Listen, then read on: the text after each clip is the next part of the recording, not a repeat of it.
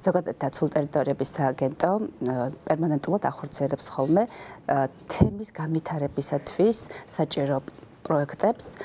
დაცულ ტერიტორიების მიმდებარე ცხოვრებ მოსახლეობაში და სწორედ ამ ერთ-ერთ ინიციატივას უკავშირდება ეს პროექტი, რომელიც გახლავთ რაჭის ეროვნული პარკის მიმდებარე სოფლებისათვის, კერძოდ ამ შემთხვევაში ჯინჯვისი და გომის მოსახლეობა არის დაინტერესებული. შესაბამისად, ამ პროექტის ფარგლებში,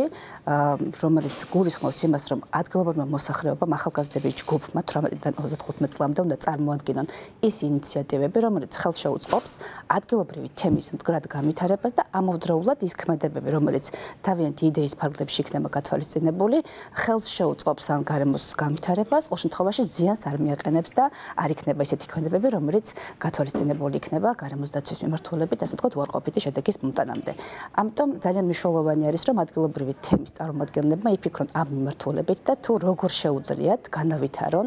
ასე ვთქვათ, თავიანთ თემში მდგრად განვითარება შეუწყონ ხელი, მდგრადად დარჩება, გრძელვადიან პერსპექტივაში იმოქმედებს გარკვეული, ასე ვთქვათ, საქმიანობა, რის ფარგლებშიც დაფინანსდება მათი ინიციატივა და ამავდროულად რაღაცნაირად ხელს შეუწყობენ გარემოს დაცვას და დაცულ ტერიტორიების განვითარებას.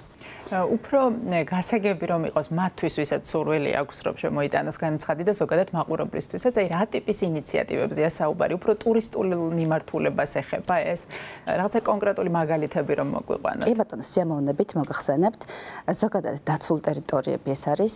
მთელს მსოფლიოში და ჩვენთანაც საქართველოში ცხადია გარემოს დაცვის ერთ-ერთი მნიშვნელოვანი მექანიზმი, რომელიც ხელს უწყობს ჩვენი ქვეყნის უნიკალური, უმნიშვნელოვანესი ბუნებრივი ფასეულობის დაცვას და შენარჩუნებას, ბიომრავალფეროვნების დაცვას და ამავდროულად ბუნებრივი რესურსის მდგრად სარგებლობას. მოგახსენებათ, რეგიონებში ადგილობრივი მოსახლეობა მუდმივად სარგებლობს შეშით, საძოვრით, წყლის რესურსით და სხვადასხვა ბუნებრივი რესურსით, რა თქმა უნდა, ამას, ასე ვთქვათ, ცუდომად მოსახლეობას აუცილებლად ექნება მომავალშიც, მაგრამ უნდა ვისწავლოთ მისი მდგრადი გამოყენება. როგორ უნდა მოხდეს ისე მისი გამოყენება, რომ არ გამოილიოს ერთ დღეს და როგორც დღევანდელი თაობა სარგებლობს ამ ყველაფრით, მომავალმა თაობამაც შეძლოს ამ ყველაფრით ისარგებლოს.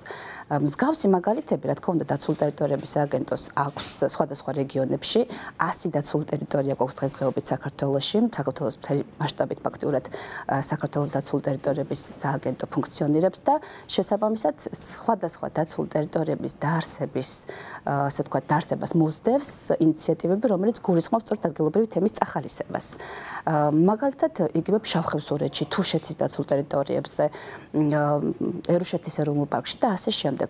რომელი დაცული ტერიტორიებიც, ასე ვთქვათ, არსდება რეგიონში, შემდგომ მას მოსდევს სახელმწიფოს მხრიდან და ჩვენი დონორი პარტნიორი ორგანიზაციების მხრიდან მხარდაჭერა, თუნდაც მაგალითად ბუნებრივი რესურსის სარგებლობის თვალსაზრისით ბიომრავალფეროვნებას რო არ მიაყენოს ზიანი, როგორ უნდა მოახდინოს, ვთქვათ, ბიომრავალფეროვნების მდგრადი სარგებლობა. იგივე ადგილობრივი თემებისათვის ძალიან ბევრ სოფელში გამოიცვალა სახურავები, გაკეთდა სხვადასხვა, ასე ვთქვათ, საგანმანათლებლო ცენტრები, საინფორმაციო ცენტრები, რომელიც უზრუნველყოფს პირველ რიგში ინფორმაციის მიწოდებას ადგილობრივი მოსახლეობისათვის თუ რას ემსახურება, ზოგადად გარემოს დაცვა და დაცული ტერიტორიების არსებობა და შემდგომ როგორ შეიძლება მათი ჩართვა, ასე ვთქვათ, ადგილობრივების დაცული ტერიტორიების მართვაში და გარემოს დაცვაში. იგივე შეიძლება ძალიან, ასე ვთქვათ, მარტივი მაგალითები ავიღოთ, ეკობანაკების მოწყობა ღია სივრცეში,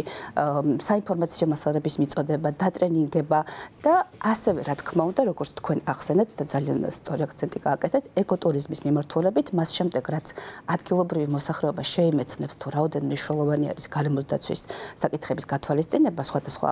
ასე ვთქვათ, პროექტებში და საქმიანობებში ცხადია, ეკოტურიზმს განსაკუთრებული მნიშვნელობა ენიჭება, ვინაიდან არსებული, ასე ვთქვათ, ჩვენი ბუნებრივი ფასეულობა გვაძლევს იმის საშუალებას, რომ განმოვითავოთ სხვადასხვა ეკოტურისტული სერვისები და სერვისის მომწოდებელი ადგილზე არის სწორედ ადგილობრივი მოსახლეობა. იგივე ღამის თევის საშუალება, იგივე საკვებით უზრუნველყოფა,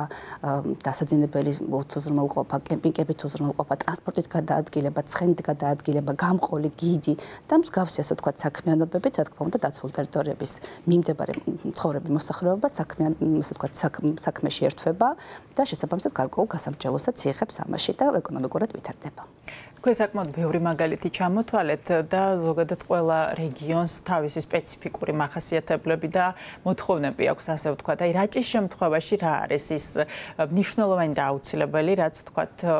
პრიორიტეტული იქნება იდეებიდან, რასაც განსაკუთრებით მიენიჭება მნიშვნელობა და რასაც განსაკუთრებული აქცენტი გაკეთდება ერთგვარად, რომ დავეხმაროთ იმ ადამიანებს, ვინც გეგმავს, რომ საგრანტო კონკურსში მიიღოს მონაწილეობა, რაზე გააკეთონ აქცენტი, რა არის პრიორიტეტული ამ ეტაპზე? კი ბატონო, აბსოლუტურად სწორად ბრძანეთ, იმიტომ რომ ყველა რეგიონს აქვს თავისი სპეციფიკა და თავისი, ასე ვთქვათ, გამოწვევები და საჭიროებები ცხადია. მაგალითად, როგორც ასე ვთქვათ, რაჭის რეგიონს თუ ავიღებთ და ასე ვთქვათ, გავითვალისწინებთ მაღალმთიანი, ასე ვთქვათ, რეგიონების მაგალითებს, შავხევსურეთში, თუშეთის ეროვნულ პარკში მაგალითად, ასე ვთქვათ, ადგილობრივმა მოსახლეობამ მოითხოვა მზის პანელებით, ასე ვთქვათ, სარგებლობა, ასე ვთქვათ, რაც ნაკლებ, ასე ვთქვათ, ზემოქმედებას ახდენს გარემოს და ალტერნატიული გათბობის საშუალება არის შესაბამისად. მაჭახელას ეროვნული პარკის მაგალითი რომ ავიღოთ მაგალითად, ეს არის მაღალმთიანი აჭარა, რომელიც ძალიან უნიკალური და უმნიშვნელოვანესი ისევე როგორც სხვა ჩვენ საქართველოს სხვა რეგიონები, ცხადია და მაგალითად, ასე ვთქვათ, მათ დაინერგა ძალიან კარგი მაგალითი გვაქვს, ასე ვთქვათ, ღუმლების გათბობის საშუალება თხილის ნაჭუჭს იყენებენ და შესაბამისად მსგავსი, ასე ვთქვათ, ღუმლების შესყიდვის საშუალება მოგვეცა ჩვენი დონორი და პარტნიორი ორგანიზაციების საშუალებით და თითქმის ყველა ოჯახი ახლა უზრუნველყოფილი არის მსგავსი, ასე ვთქვათ, ღუმლით, რომელიც უზრუნველყოფს 4-ჯერ, 5-ჯერ უფრო მეტი, ასე ვთქვათ, სითბოთი ხასიათდება და მედეგობით, როგორც ადგილობრივი მოსახლეობა ამბობს. რაც შეეხება რაჭას,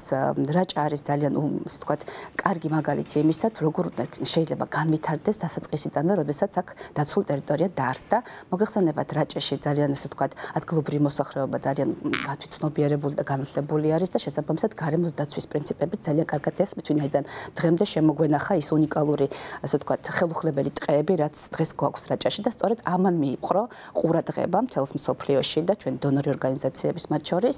რომ აქ არის, ასე ვთქვათ, ისეთი ადგილი, რომელიც უზრუნველყოფს, ასე ვთქვათ, სუფთა წყალს, სუფთა ჰაერს, საკვებს, ჯანსაღ პროდუქტს, ჯანსაღი, ასე ვთქვათ, გარემოს შექმნას და ეკოტურიზმის განვითარებასაც. აი ამ მიმართულებით რაჭვარებმა შეიძლება იფიქრონ, თქვათ, იგივე როგორ შეიძლება, ასე ვთქვათ, მოაწყონ, ისე ვთქვათ, საინფორმაციო ცენტრი თუნდაც, როგორ შეიძლება, ასე ვთქვათ, ადგილობრივი მოსახლეობა, ახალგაზრდების ჩართულობა, ინფორმაციის მიწოდება და, ვთქვათ, საგანმანათლებლო ინიციატივა პირველ რიგში ჰქონდა ხაზოსო განათლებას და საინფორმაციო წყაროების მიხედვით, ასე ვთქვათ, ინფორმაციის მიღებას, იმიტომ რომ ინფორმაციის მიღების შემდგომ ადგილობრივი მოსახლეობა თავად გადაწყვეტს ხოლმე მე კონკრეტულად რა ურჩევნია,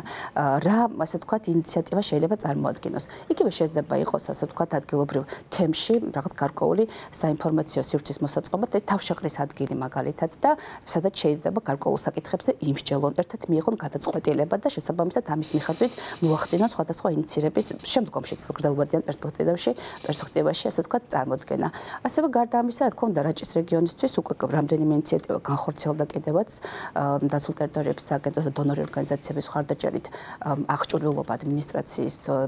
ასე ვთქვათ, შეძენილი არის შესაბამისად ბიომრავალფეროვნების კვლევის თვალსაზრისით თუ რა უნიკალური ბიომრავალფეროვნება არის ადგილზე და როგორ შეიძლება ადგილობრივი მოსახლეობის ჩართვაც რაჭის ეროვნული პარკის ადმინისტრაციასთან და ამაზე შეიძლება იფიქრონ. იგივე ნარჩენების მართვა არის ერთი გლობალური გამოწვევა მთელ სოფლიოში, რომელიც მთელს ყველა რეგიონში, ასე ვთქვათ, ხასიათდება და შესაბამისად ამის მიხედვით, ვთქვათ, იგივე ნარჩენების შემოგროვებელი სეპარირებული ურნები და გადამუშავება როგორ უნდა მოახდინონ და ასე შემდეგ, რა თქმა უნდა, ეს უკვე თვითონ ადგილობრივ ახალგაზრდების ჯგუფში არის დამოკიდებული თუ რა, ასე ვთქვათ, ძირითადი გამოწვევები და ინიციატივები შეიძლება რომ წარმოადგინონ.